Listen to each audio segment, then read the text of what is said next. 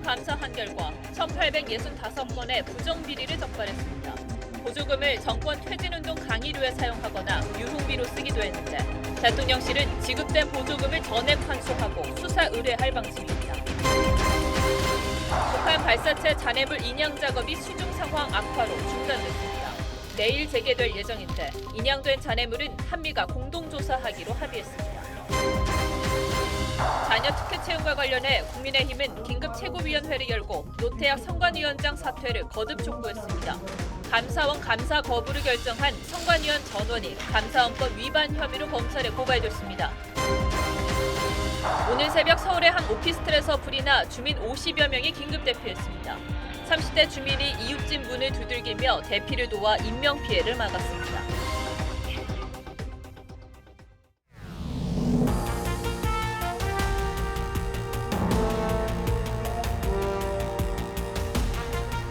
시청자 여러분 안녕하십니까? 뉴스7의 김영우입니다. 문재인 정부에서 크게 늘어난 민간단체 보조금을 놓고 윤석열 대통령이 지난해 말 정부 모든 부처에 대한 감사를 지시했습니다. 오늘 그 결과가 나왔습니다. 최근 3년간 국고 보조금을 수령한 민간단체가 10,000곳이 넘는데 횡령을 비롯해 리베이트 수수, 서류 조작 같은 다양한 형태의 부정과 비리가 적발됐습니다. 대통령실은 보조금을 전액 환수하고 수사 의뢰하기로 했습니다. 먼저 최민식 기자가 보도합니다. 정부가 지난 1월부터 넉 달 동안 12,000여 민간단체에 지급된 6조 8천억 원 규모의 보조금을 대상으로 일제감사를 실시한 결과 1조 1천억 원 규모의 사업에서 1,865건의 부정과 비리가 확인됐습니다. 현재 확인된 부정 사용 금액만 314억 원에 달합니다. 횡령, 리베이트 수수, 사적 사용, 서류 조작 등 온갖 유형의 비리가 적발된 단체는 최대 5년 동안 보조금 지급 대상에서 배제됩니다. 또 보조금을 받은 민간단체들을 모두 국고보조금 관리 시스템에 등록하고 각종 회계 자료를 빠짐없이 올리도록 해 예산 내역을 투명하게 공개한다는 방침입니다. 시스템에 보조금 1차 수령단체뿐만 아니라 실제 수령한 최종 보조 사업자들까지 전부 등록. 그동안 종이형 수준과 수기장부로 보조금을 관리해온 지자체도 개혁 대상입니다. 전자증빙 기반의 보조금 관리 시스템을 새로 만들어 투명성을 확보하고 외부 검증도 확대하기로 했습니다. 정부는 내년 민간단체 보조금을 5천억 원 이상 줄일 예정입니다. 대통령실 관계자는 부정비리가 만연한데도 지난 정부에서 민간단체 보조금이 2조 원 급증했다면서 선심성 사업은 과감하게 구조조정할 것이라고 말했습니다. TV조선 최민식입니다. 개별 부정 사례를 조금 더 소개하겠습니다. 민족 영웅을 발굴하겠다며 수령한 돈을 윤석열 정권 퇴진운동 강의에 쓰거나 이 보조금을 여행비와 유흥비로 탕진하는 경우도 있었습니다. 민간단체들이 국민 혈세를 유용한 천태만상은 황선영 기자가 보도합니다. 창문에 크게 써붙인 자원봉사 문구와 함께 건물 내부엔 각종 활동 사진들이 가득 붙어 있습니다. 이 비영리 단체는 동남아 봉사를 명목으로 받은 국고보조금 전액을 수령 권한이 없는 한인 회장에게 입금했고 또 예산이 전액 지원되는 사업에 참가비를 받았다는 제보가 있어 수사 의뢰 예정입니다. 보조금을 사무총장의 개인 해외여행비로 사용하거나 독립운동가 초상화를 전시하는 애플리케이션 개발비로 받은 보조금 5,300만 원 중 절반 이상을 개발업체로부터 리베이트 받은 곳도 있습니다. 적발된 내용을 보면 시민단체라 불러야 할지 범죄단체라 해야 할지 헷갈릴 지경입니다. 보조금을 퍼주고 방치하기만 했던 문정권의 폐해라 할. 또 유흥업소에서 사업비를 탕진한 통일 관련 가족단체와 포토샵으로 행사 날짜를 조작해 행사비를 타간 지역 아동센터도 적발됐습니다. 한 통일운동단체는 민족의 영웅들을 발굴한다며 6천여만 원을 받아 윤석열 정권 퇴진운동에 나서겠다는 내용의 정치적인 강의를 한 걸로 드러났습니다. 지금 대통령 된 사람 이 정권은 시장 만능주의 최고라는 거 아닙니까? 응? 자기가 최고고 그 자유가 있는 사람만 잘해주고 그 국가 나라를 뒤덮고 있어요. 대통령 대통령실은 횡령과 같은 사안이 심각한 86건은 고발 조치하고 내부 거래를 비롯한 300여 건은 감사원에 추가 감사를 의뢰할 방침입니다. TV조선 황선영입니다. 네, 북한이 쏘아올린 발사체 잔해 인양 작업이 일단 내일로 미뤄졌습니다. 당초 오늘쯤 끌어올릴 수 있지 않을까 싶었는데 이 바닷속 유속이 빠르고 시야도 좋지 않았습니다. 이 발사체가 인양되면 평택 해군 기지로 옮겨질 예정인데 저희 취재 기자가 이곳에 나가 있습니다. 김창석 기자, 자, 오늘 작업은 어디까지 이루어진 겁니까? 네, 군 당국은 이른 아침부터 북한 발사체 인양을 목표로 작업을 벌여왔는데요. 어제 잔해물을 밧줄로 일부러 묶었고 오늘도 작업에 진전이 있었지만 잔해물을 물 밖으로 끌어낼 수 있는 수준과 환경은 아니라는 판단에 하루 연기를 결정했습니다. 북한 우주 발사체는 15m 길이로 전북 군산 어청도에서 서쪽으로 약 200km 떨어진 바다 75m 깊이에 가라앉아 있는데요.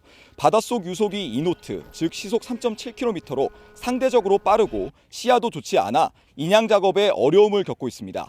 군 당국은 북한의 미사일 기술 수준을 파악할 수 있는 자료인 만큼 손상 없이 인양할 수 있도록 만전을 기하고 있습니다.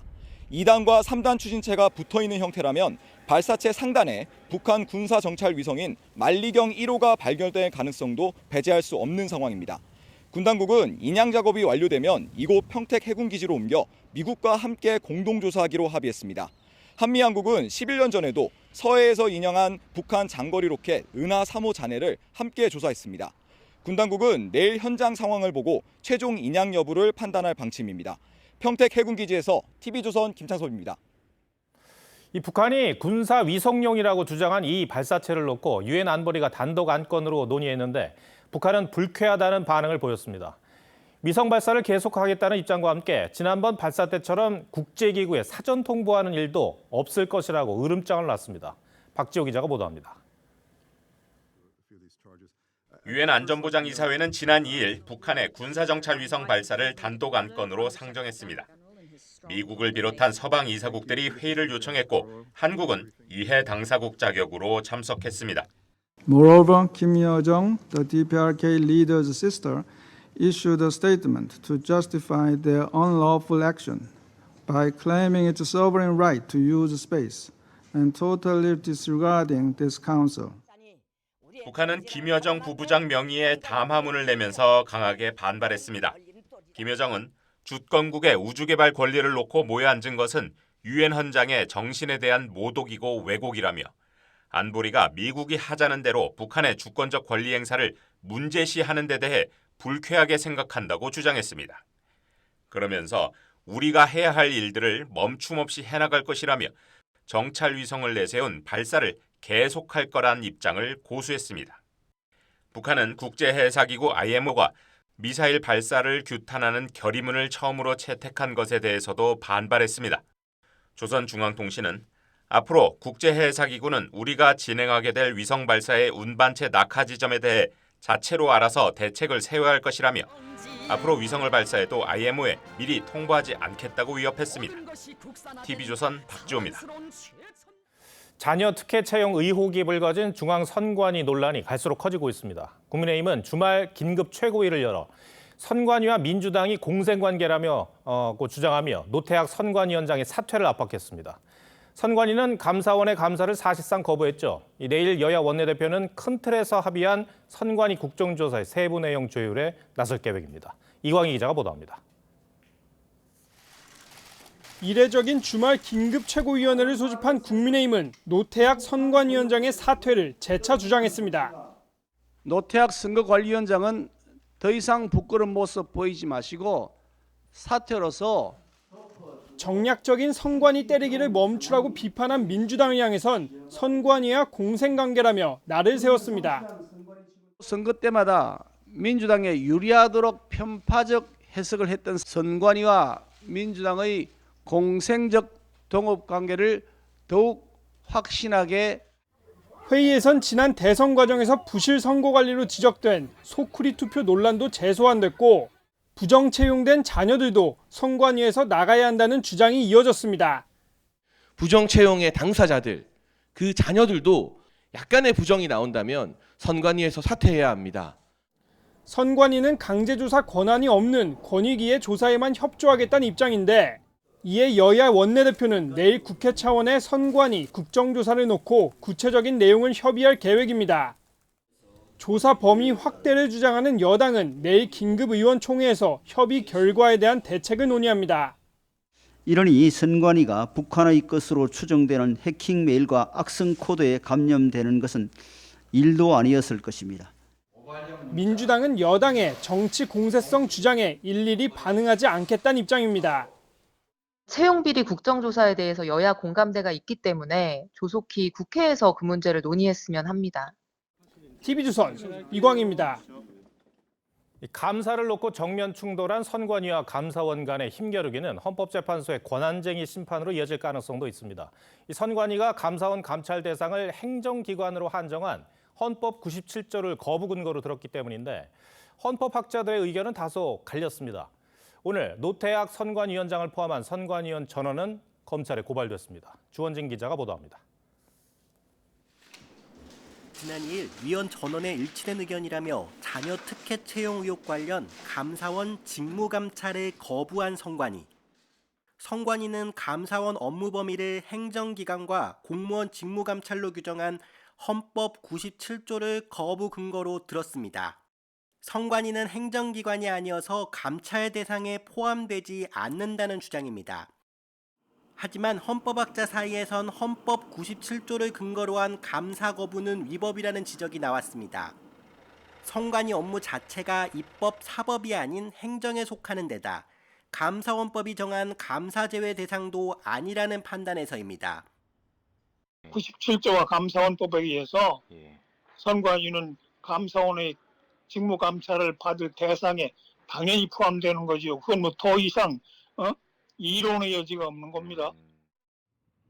반면 헌법상 대통령 소속의 중앙행정기관인 감사원이 독립기구인 선관위를 감사할 권한이 없다는 의견도 있었습니다.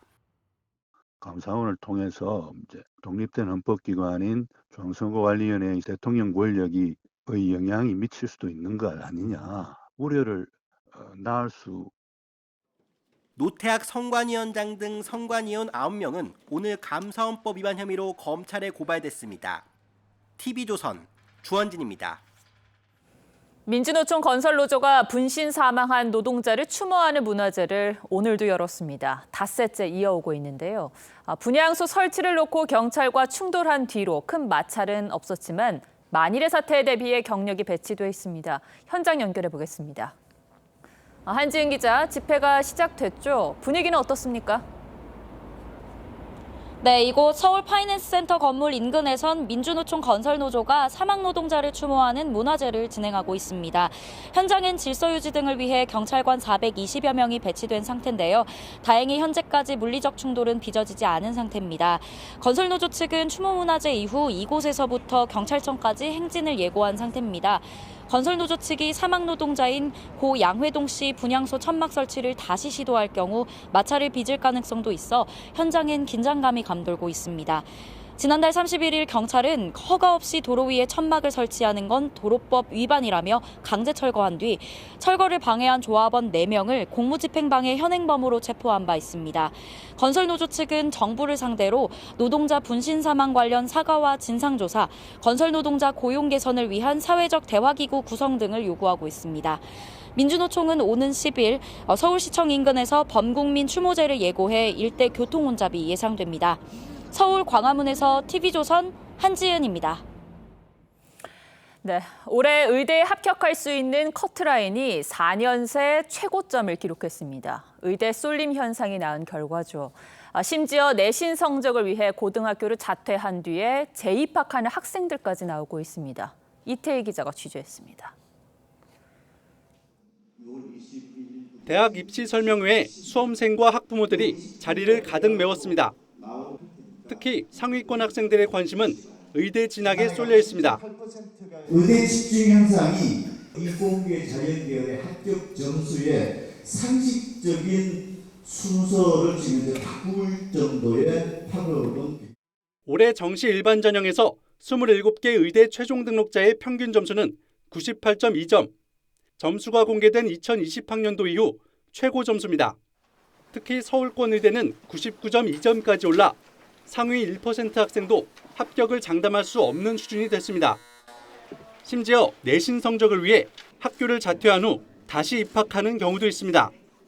자퇴 후 재입학하면 내신이 초기화되니 의대를 노리는 상위권 학생들이 일종의 대입 전략으로 선택한다는 설명입니다. 이미 자기가 공부했던 부분이고 자퇴하고 이제 시간이 약간 세이브가 되니까 내신 공부를 많이 해놓고 들어오는. 이 같은 의대 광풍에 다른 자연계열 학과들과 점수는 더욱 벌어지고 있습니다. 의대에 가려고 등록을 포기한 합격자들이 많은 서울대 자연계열 합격선이 고려대보다 낮아졌다는 분석도 나왔습니다. 고교 학점제와 절대평가 제도를 취지에 맞게 실현해 내신 경쟁을 완화해야 재입학 같은 과열을 줄일 수 있다는 지적이 나옵니다. TV조선 이태희입니다. 오늘 새벽 서울 강서구의 한 오피스텔에서 불이 나 주민 50여 명이 대피하는 소동을 빚었습니다. 전주에서는 만취운전으로 삼촌의 편의점을 들이받은 조카가 검거됐습니다. 주말 사건 사고 소식은 송민성 기자가 보도합니다. 오피스텔 8층 가운데 창문에서 시뻘건 불길이 뿜어져 나옵니다. 오늘 새벽 5시쯤 서울 강서구 13층짜리 오피스텔에서 불이 나 30여 분 만에 꺼졌습니다. 옷만 입고 나왔죠. 근데 옷을 못 입고 나온 사람들도 있었다고. 반바지에다가 그냥 막 이불 덮고 나온 사람도 있고. 갑작스런 불길에 주민 56명이 긴급 대피했고 이 과정에서 64살 김모 씨가 2도 화상을 입어 병원으로 옮겨졌습니다. 불이 난 집 이웃 주민인 30대 남성이 고층을 돌며 문을 두들겨 인명피해를 막을 수 있었습니다. 그냥 빨리 대피시켜야겠다는 생각밖에 없었던 것 같아요. 경찰과 소방당국은 화상을 입은 김 씨가 피워놓은 모기향에서 불이 시작된 걸로 보고 있습니다. 어제 저녁 7시 반쯤 전북 전주의 한 편의점에 만취 승용차가 돌진했습니다. 경찰에 붙잡힌 30대 남성 운전자는 피해 편의점 업주 조카로 삼촌과 돈 문제로 다투다가 술을 마시고 사고를 낸 것으로 전해졌습니다. 이 사고로 편의점에 있던 가해 운전자의 숙모가 머리와 발목을 다쳐 병원으로 옮겨졌습니다. 경찰은 가해 운전자를 특수손괴와 상해, 음주운전 혐의를 적용해 구속영장 신청을 검토 중입니다. TV조선 송미선입니다. 오늘 영남과 강원 일부 지역은 낮 기온이 30도를 넘었습니다. 초여름 날씨에 시민들은 바다에서 또 공원에서 때이른 더위를 식혔습니다. 이성진 기자가 휴일 풍경을 담아왔습니다. 곧게 뻗은 출렁다리가 푸른 바다 위를 가로지릅니다. 관광객들은 손잡이를 잡고 27m 높이의 다리를 건너며 아찔함을 즐깁니다. 처음으로 타봤더만 막 나이 먹었고 타니까 무섭기도 하고 재밌기도 하고 그랬어요. 탁 트인 바다가 선사하는 시원한 풍경은 더위를 식히기에 제격입니다. 경관도 좋고 오랜만에 날도 좋으니까 다니기 너무 좋았던 것 같아요. 중세 유럽을 옮겨놓은 듯한 경남 거제의 매미성에도 나들이객이 몰렸습니다. 이국적인 배경으로 사진을 찍고 바다에 발을 담그며 스트레스를 날립니다. 멀리 나와가지고 바다도 보고 오늘 간만에 휴양 온 느낌이 제대로 나는 것 같습니다. 음악에 맞춰 시원한 물줄기가 솟아오르고 아이들은 음악 분수에 맞춰 바닥에 눕거나 춤을 추며 휴일을 만끽합니다. 오늘 너무 날씨가 더워가지고 분수대에 나왔는데 물총놀이도 하니까 시원하고 좀 답답함이 많이 해소된 것 같아요.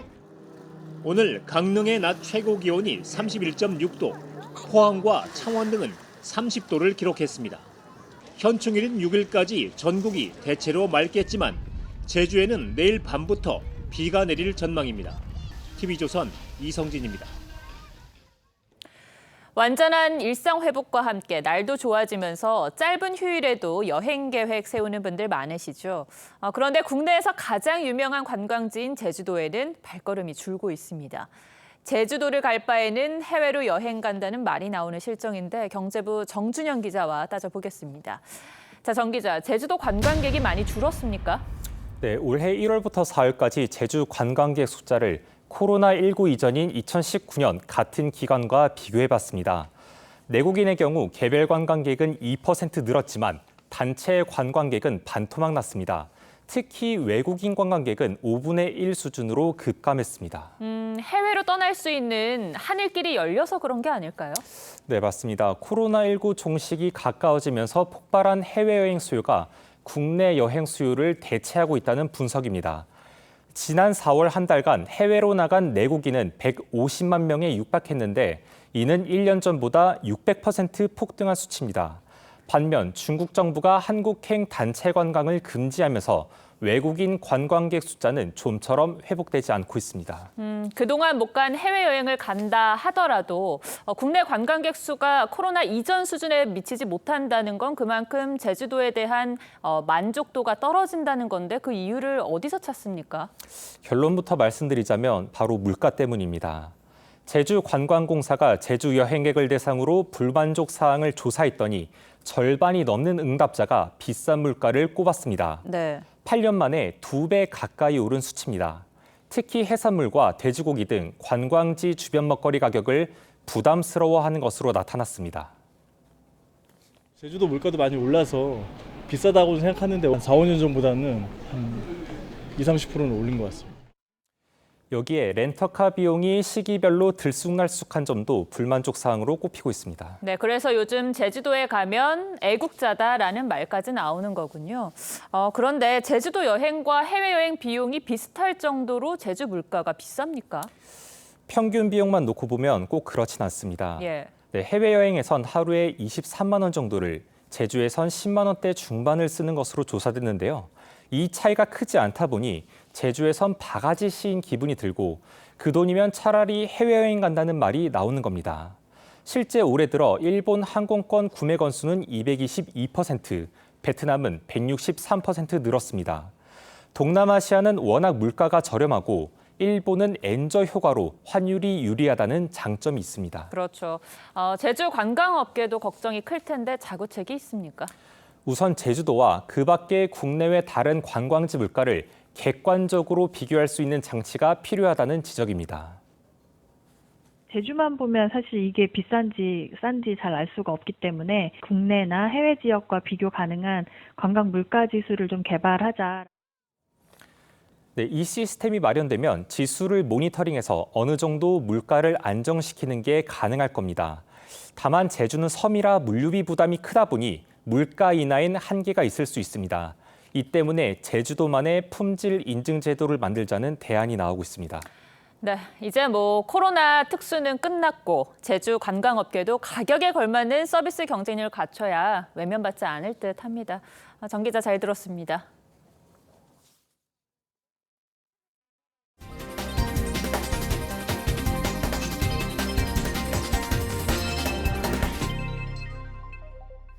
인도는 영국 식민지 시대에 만들어진 세계에서 가장 복잡한 철도 시스템을 운영하고 있죠. 이번에 발생한 최악의 열차 참사는 노후화된 철도 시스템이 궁극적인 원인이라는 분석입니다. 단순 사고가 아닌 구조적인 문제라는 얘기입니다.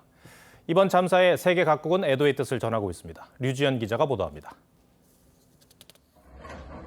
생지옥이나 다름없는 인도 열차 참사 현장.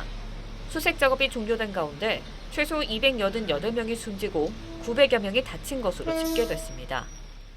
कोशिश कर रहा बाबू इतना मोटा लोहा गिरा हम कैसा निकालेगा नहीं निकालने सका मेरा बच्चा चिल्ला के देखो 당국의 예비조사 결과 신호 오류로 열차가 다른 선로에 진입하면서 대충돌이 발생한 것으로 나타났습니다. इलेक्ट्रॉनिक इंटरलॉकिंग में जो चेंज किया जिसके कारण ये दुर्घटना हुई जिसने भी किया जो भी इसके कारण है वो इन्वेस्टिगेशन से निकलेगा. 그러나 사고 원인을 후진적인 인도 철도 시스템에서 찾는 분석이 많습니다. 단순 사고가 아닌 예고된 참사라는 지적입니다. 인도의 철도 총 연장은 6만 4천 킬로미터, 여객열차 14,000대, 기차역은 8,000개에 하루 이용 인구가 1,300만 명에 달하는데 이 같은 철도 노선의 98%가 1870년대부터 1930년대에 건설됐습니다. 거대하고 복잡한 철도 시스템을 현대화하는 과정에서 관리 인력의 훈련 미숙과 과다한 업무가 더해져 사고가 잦다는 겁니다. 최악의 참사로 슬픔에 빠진 인도에 대해 우리나라를 비롯한 세계 각국 정상과 교황, 유엔 사무총장 등 애도 물결이 이어지고 있습니다. TV조선 류주현입니다. 젤렌스키 우크라이나 대통령이 대반격 준비를 마쳤다고 밝히면서 전쟁의 긴장감이 최고조에 달하고 있습니다. 그 사이 우크라이나와 러시아는 드론을 이용해 공세 수위를 높여왔습니다. 오늘은 이유진 기자가 대반격을 앞두고 벌어지는 드론 대 드론의 전쟁에 포커스를 맞췄습니다. 한밤중 우크라이나 수도 키이우를 깨우는 공습 경보. 러시아의 드론 공습이 시작됐습니다. 우크라이나군이 요격하며 맞섰지만 피해가 속출했습니다. Зашатало будинок дуже сильно, дуже страшно. Тому будьте в укриттях. 같은 날 러시아 수도 모스크바에도 드론이 출현했습니다. 엘리트층이 주로 거주하는 아파트 창문과 외벽이 부서졌습니다. 모스크바 민간인 지역에서 처음으로 발생한 드론 공습에 러시아는 우크라이나를 배후로 지목했습니다. Режим выбрал другой путь попыток запугивания России, запугивания граждан России и ударов по жилым зданиям. 우크라이나가 부인하면서 공격 주체는 아직 불분명하지만 드론 공습은 러시아인들에게 공포 자체였습니다. Но машина не разбилась, влетела в наш дом, и теперь мы эвакуированы. 미사일과 포탄에 이어 드론이 전쟁의 핵심 공격 수단으로 떠올랐습니다. 전차나 탱크 등 전력적으로 열세인 우크라이나에게 드론은 전쟁의 향방을 바꾼 중요한 무기입니다. 저렴하면서 다루기 쉬운데 치명적이기까지 하다 보니 군용 드론 확보에 사활을 걸고 있습니다. About 30 companies in Ukraine are already mass producing these drones, and our goal is to purchase up to 200,000 by the end of the year. 그동안 이란산 공격 드론을 수입하는 데 의존해온 러시아는 국산화가 관건입니다. 우크라이나의 대반격을 앞두고 러시아는 매일 수십 대의 드론을 동원하며 공세 수위를 높여왔고 오늘 새벽에도 공습은 계속됐습니다. 젤렌스키 대통령은 대반격 준비를 마쳤다고 선언했습니다. 드론 대 드론 전쟁의 승패는 어디로 향할지 뉴스7 포커스입니다. 울산시가 기업인들의 대형 흉상을 세우기로 해 논란이 일고 있습니다. 울산판 큰바위 얼굴을 만들어 기업의 투자를 이끌겠다는 취지라고 합니다. 하지만 흉상 설치에 들어가는 예산이 250억 원에 이르고 효과가 있을지에도 물음표가 생기다 보니 이를 바라보는 시선이 엇갈립니다. 여러분의 생각은 어떠신지요? 김동현 기자가 보도합니다. 돌산에 거대한 얼굴이 조각돼 있습니다. 미국 러시모어산 국립기념지에 있는 대통령 석상, 일명 큰바위 얼굴입니다. 울산시는 이와 비슷한 기업가 기념 공간을 조성한다는 계획입니다. 울산시는 도심으로 향하는 길목 옆 야산에 높이 50m짜리 흉상을 건립할 예정입니다. 정주영 현대그룹 창업주와 최종현 SK 선대회장, 신격호 롯데그룹 창업주 등 울산과 인연이 있는 인물들이 거론됩니다. 김두겸 울산시장은 최근 지역 거점 기업이 2, 3세 경영으로 넘어가면서 울산을 외면하고 있다면서 기업 투자 유치를 위한 방안이라고 밝혔습니다. 그 울산이란 그 지역적인 면은 다 배제가 돼버려. 그래서 그런 걸 막기 위해 여러 가지 조치들이 필요하다. 문제는 250억 원에 이르는 막대한 사업비인데 다른 지원 없이 모두 울산시가 부담해야 합니다. 흉상이 과연 효과가 있을지를 놓고도 논란입니다. 그거 세운다고 들어오겠어요. 그 돈 갖고 다른 거 해놔도 얼마나 올 텐데. 경제도 좀 많이 도움이 될 것 같고요. 그걸 좀 한다면 기업들 투자를 안 하고는 안 되겠죠.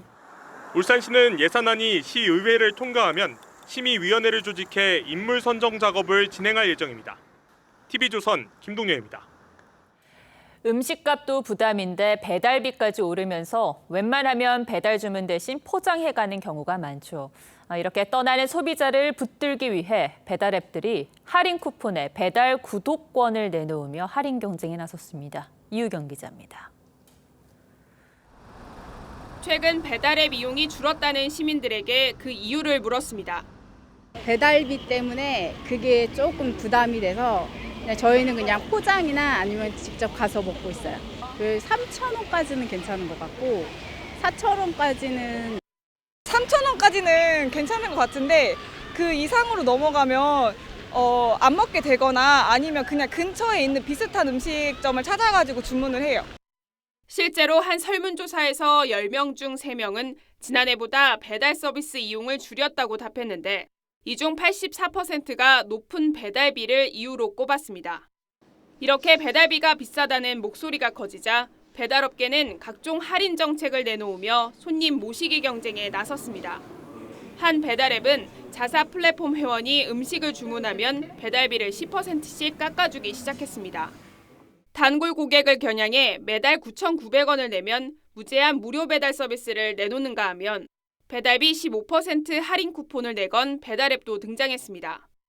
배달앱 비수기가 겹치면서 배달 수요가 줄어들기 시작했고 큰 폭의 할인 이벤트를 실시하는 회사도 등장하면서 경쟁이 가속화되는 비싼 배달비에 등 돌린 소비자를 붙들기 위한 배달앱들의 배달비 낮추기 경쟁은 당분간 계속될 전망입니다. TV조선 이유경입니다. 미국과 중국의 공급망 갈등이 심화되는 와중에 미국 테슬라 CEO인 일론 머스크가 중국을 찾았습니다. 중국 배터리 기업과 합작을 논의한 것으로 보입니다. 기업이 국가의 정책 방향과 다르게 움직이는 그 이면에는 생존 전략이 깔려 있는데 박상현 기자가 설명하겠습니다. 중국 상무부 앞에서 테슬라 모델 X에 탑승하는 일론 머스크 CEO. 글로벌 최대 배터리 기업 CATL의 정의친 회장과 만났습니다. 你的第二个问题关于马斯克先生对在中国访问的情况，有关的会见中方已经发布了消息，你可以查阅。 현지 언론들은 테슬라가 CATL과 합작해 미국의 배터리 공장을 짓는 방안을 논의했을 것으로 추정하고 있습니다. 현재 테슬라는 미국에서 판매되는 일부 차종에 CATL 배터리를 사용하고 있는데 이 배터리가 중국에서 생산됐다는 이유로 IRA 법상 보조금 혜택을 받지 못하다 보니 미국에 우회 진출하는 방법을 고려한다는 겁니다.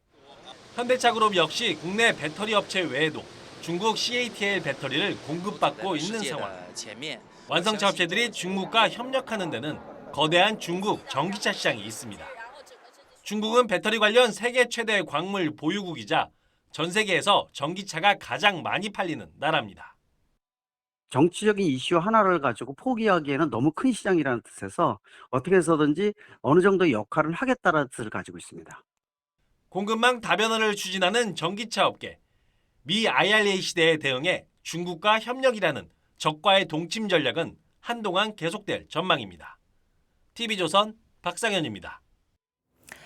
미국 바이든 대통령이 연방정부 부채 한도를 상향하는 법안에 서명하면서 국가 부도 위기를 가까스로 모면했습니다.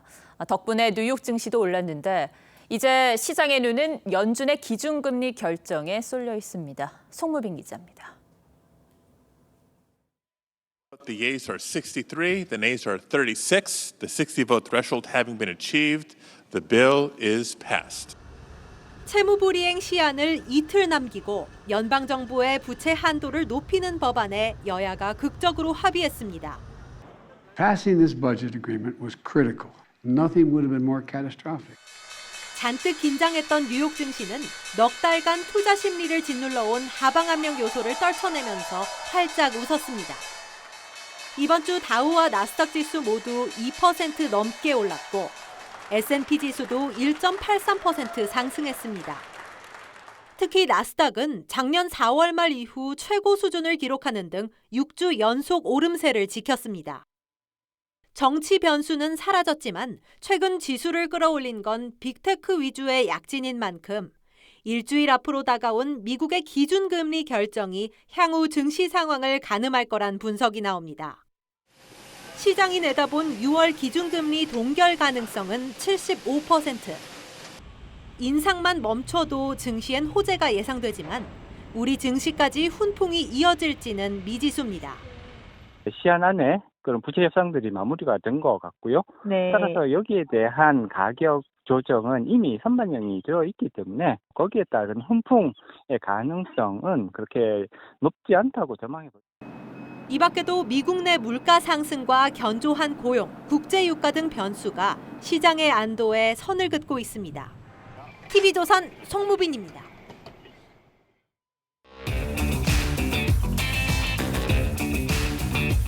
뉴스야 시작합니다. 정치부 이채림 기자 나와 있습니다. 첫 번째 물음표 볼까요? 네, 첫 번째 물음표는 선관위 행정부 아니라 사법부입니다. 예. 논란의 선관위가 독립기관이라 행정부의 감찰은 받지 않겠다는 입장이고요. 그런데 행정부가 아닌 사법부라는 것은 무슨 뜻입니까?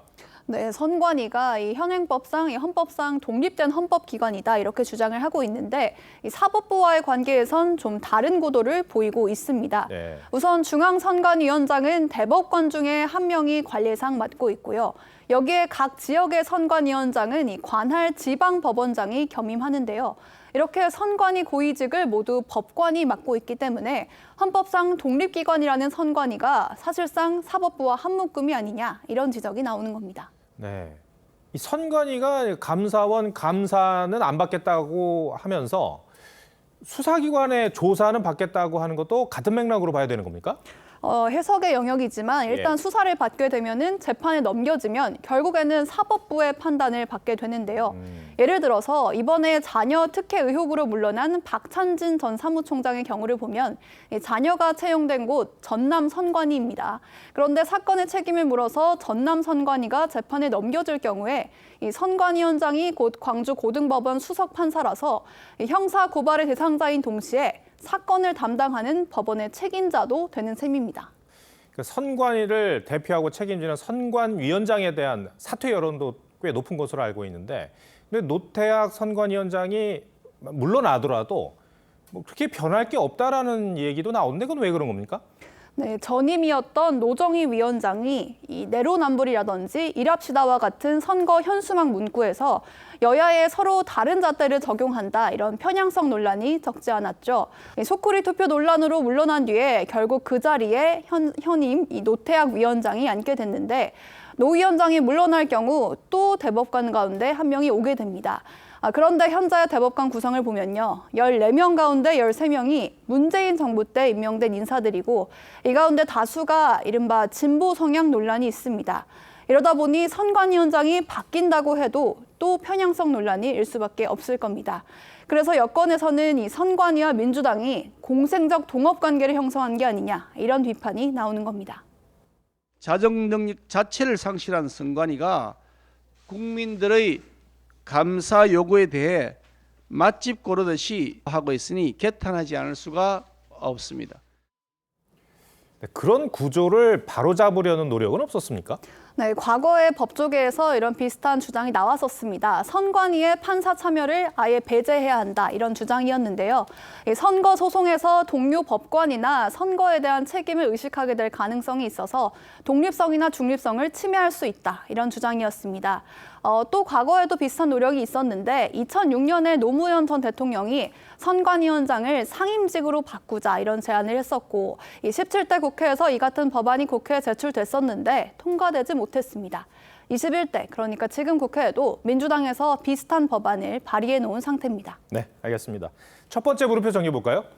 네, 첫 번째 물음표 선관위 행정부 아니라 사법부의 느낌표는 또 하나의 이권 카르텔로 정리해봤습니다. 예. 이 선관위야말로 그야말로 공명정대해야 하고요. 또 투명하게 선거를 관리해야 할 조직인데요. 사법부의 비호 아래 그들만의 기득권을 누려온 셈인데 이 카르텔이 더 굳어지기 전에 근본적인 쇄신과 개혁이 필요해 보이는 시점입니다. 네. 두 번째 물음표는 뭡니까? 네, 오늘 두 번째 물음표는 불문이니 적지도 말라입니다. 전 의원이 권익위원장과 관련된 얘기겠죠. 이 불문이라는 말을 보니까. 근데 적지도 말라는 이유는 뭡니까? 네, 감사원 감사위원회에서 지난주에 이 권익위 건이 논의가 됐습니다. 전현희 위원장 개인에 대해서는 불문, 책임을 묻지 않겠다 이런 결정을 한 것이 알려졌죠. 이에 전 위원장은 사실상의 무혐의 결정이라고 반겼습니다. 사필 규정이다라는 생각이 듭니다. 감사위원님들의 정의로운 결정에 진심으로 감사드립니다. 그러자 감사원이 이 전 위원장과 관련해서 확인된 사실 일부는 보고서에 서술할 예정이다 이렇게 말을 했는데 전 위원장은 감사원 사무국이 불문 결정한 사안을 결과 보고서에 담아 외부에 공개할 경우 법적 조치하겠다 이렇게 경고한 겁니다. 전 위원장이 감사위원들에 대해서는 이제 고맙다고까지 했는데 감사원 사무국에 대해서는 상반된 반응을 보였어요. 왜 그런 겁니까? 네, 전 위원장이 지목한 감사원 사무국은 유병호 사무총장을 겨냥한 것으로 보입니다. 유 총장은 감사 초반부터 강경한 입장을 보여왔습니다. 권익위원회는 그 내부 제보사항입니다. 도저히 묵과할 수 없는 내용이었습니다. 그런데 감사원의 감사 보고서는 감사위원이 쓰는 거 아닙니까? 그렇습니다. 이 감사위원은 7인으로 구성이 되는데요. 이 가운데 사건마다 한 명의 위원이 주심을 맡게 됩니다. 이 감사위에서 내린 결론을 토대로 최종 보고서는 주심이 작성을 합니다. 권익위 감사의 경우에도 지난주 회의 결과를 바탕으로 주심이 보고서를 쓰고 다른 위원들이 문제 없는지를 확인한 후에 공개하게 됩니다. 이번 위원회 회의에서는 임기가 한 달도 남지 않은 전현희 위원장을 어떻게 해야 될까를 두고 여러 논의가 있었던 것으로 알려졌는데 불문 결론을 내리는 대신 사실이 확인된 내용에 대해서는 보고서에 적지 않은 절충안을 택한 것으로 알려졌습니다. 그러면 감사 보고서는 언제쯤 공개가 될까요? 네, 조만간 공개가 될 예정인데요. 그런데 이 불문 결정한 전 위원장의 감사 내용에 대해서 어느 정도로 기술할지에 대해서도 위원들 간 이견이 있을 수 있어서 시간이 걸릴 수도 있을 것으로 보입니다. 알겠습니다. 두 번째 물음표도 정해볼까요? 네, 두 번째 물음표, 불문이니 적지도 말라의 느낌표는 불편한 동거의 끝으로 정리해봤습니다. 네. 전현희 위원장이 정무직이지만 임기를 고집해 왔는데 결국 이달 말에 임기를 채우고 퇴임하게 됐습니다. 감사원은 전 위원장을 추미애 전 장관 아들 의혹 개입 등에 대해서 이미 수사를 의뢰한 상태고요. 전 위원장도 감사원 유병호 사무총장 등을 정치 감사를 한다면서 공수처에 고발한 상황이죠. 감사원의 감사 보고서가 나와도 법정 싸움은 계속될 것으로 보입니다. 네, 이채림 기자 잘 들었습니다.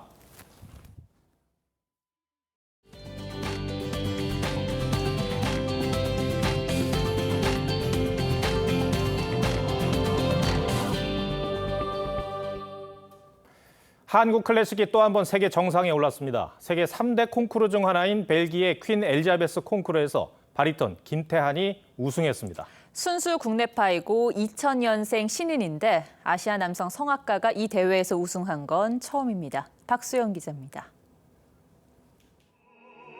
결선에 오른 김태한은 서정성이 강한 코른골트의 곡으로 좌중을 사로잡았습니다.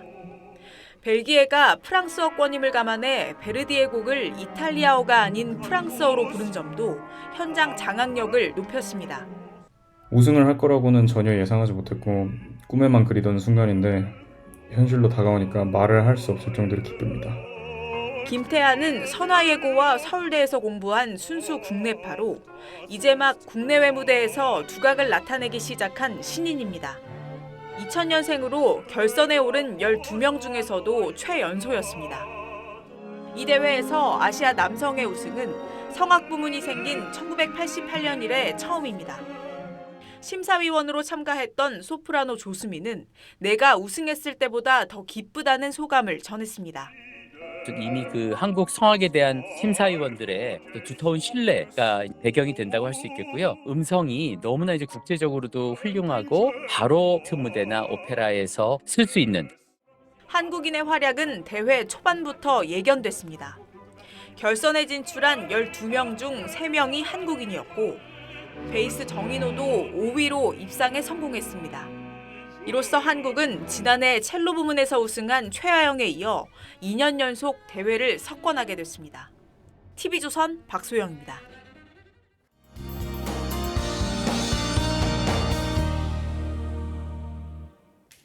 오늘 30도 안팎의 더운 날씨 속 바닷가는 더위를 식히려는 나들이 객들로 가득했습니다. 내일 서울은 오늘보다 낮 기온이 다소 내려가면서 예년 수준의 더위가 예상되지만 내륙과 동해안 지역의 여름 더위는 내일도 그대로 이어지겠습니다. 더위에 대한 대비 잘 해주시면 좋겠고요. 강원 영동 지역에 계신 분들은 야외에 설치된 시설물 관리를 잘 해주셔야겠습니다. 오후부터 강한 바람이 불 것으로 예상됩니다. 내일 늦은 밤부터 모레 오전까지 제주에서는 5에서 10mm 정도의 비가 내리겠고요. 경기 북동부와 강원에서는 오후에 소나기가 한 차례 지나겠습니다. 그 밖에 전국은 대체로 맑거나 구름 많을 텐데요. 다만 아침까지 전라와 중부에서는 짙은 안개 위에 이동하셔야겠습니다. 내일 아침 기온은 서울과 인천, 대전이 17도로 오늘과 비슷하겠습니다. 현충일에도 제주를 제외한 전국 하늘은 대체로 맑은 가운데 초여름 더위가 이어질 전망입니다. 날씨였습니다. 2월 4일 일요일 뉴스 7 마치겠습니다. 함께해 주셔서 고맙습니다.